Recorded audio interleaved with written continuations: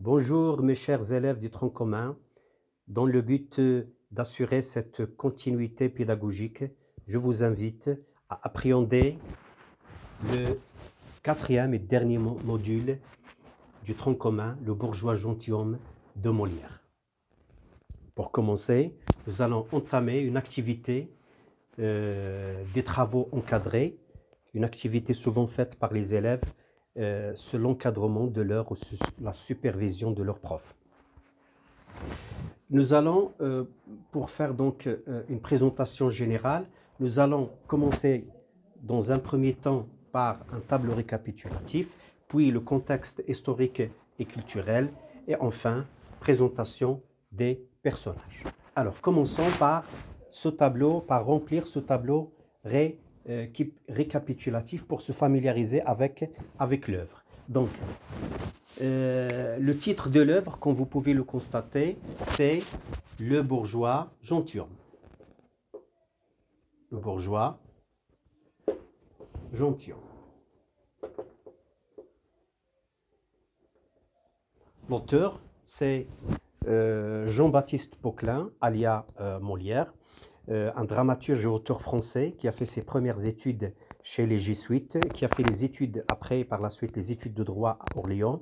C'est quelqu'un qui a tout abandonné pour se consacrer au théâtre. Il est né en 1622 à Paris et mort dans la même ville en 1673. Alors, contentons-nous de son nom, Molière,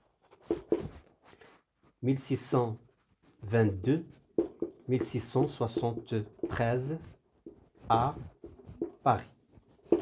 La date de parution, c'est 1670. 1670. Le genre littéraire, c'est bien sûr le théâtre, et plus précisément une comédie-ballet.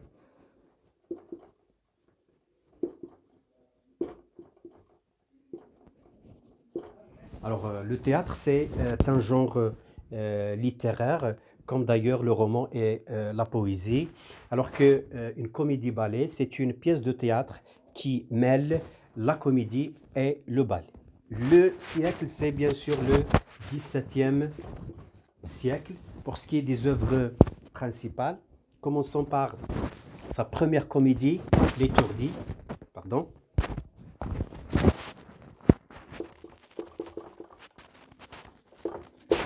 Sa première comédie-ballet, Les Fâcheux.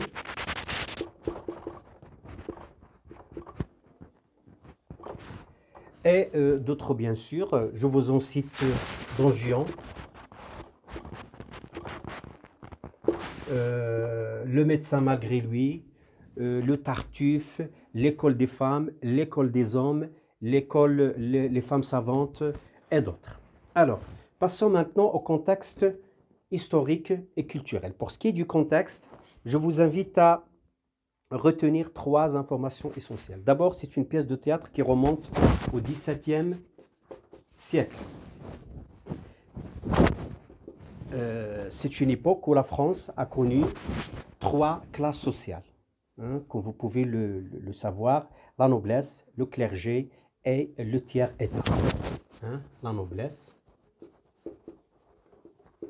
le clergé et le tiers-état. La deuxième des choses à retenir aussi, c'est que la majorité de la population française à l'époque est analphabète. Donc la majorité de la population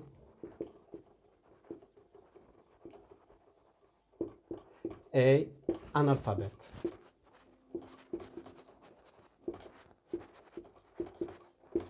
Analphabète. Et le troisième point aussi qu'il faut prendre en considération, c'est ce grand intérêt accordé par le Palais Royal au domaine de l'art et au théâtre plus précisément. Donc, parlons donc du grand intérêt, grand intérêt accordé au théâtre théâtre, pardon, par le roi ou par le palais. Voilà, donc pour finir, nous allons voir les personnages de cette pièce de théâtre. Donc on commence par le protagoniste de l'histoire, ou si vous voulez, c'est pas l'histoire, le protagoniste de la pièce de théâtre, c'est Monsieur Jourdain, un homme bourgeois, qui cherche ou bien qui rêve de devenir noble. C'est un homme idiot, c'est un homme capricieux, c'est un homme qui se lance dans ses folies sans retenue. Donc un bourgeois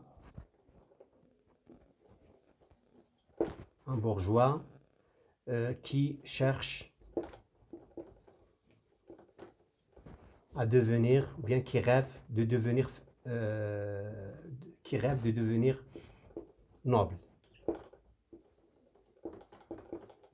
Sa femme, un personnage tout à fait le contraire de son mari, une femme grave, une femme pondérée, une femme très sûre d'elle, et une femme qui cherche aussi le bonheur de ses enfants, le bonheur de sa fille plus précisément, et non pas son intérêt personnel. Donc c'est sa femme. Lucille, c'est la fille du couple, amoureuse de Cléante.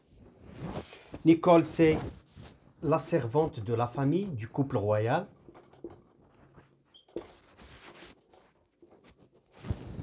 Cléante, l'amoureux de Lucille, la fille du couple bourgeois.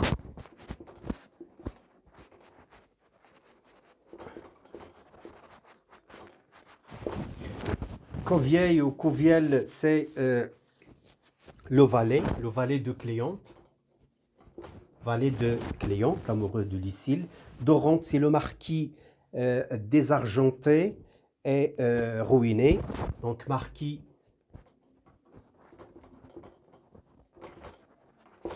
ruiné.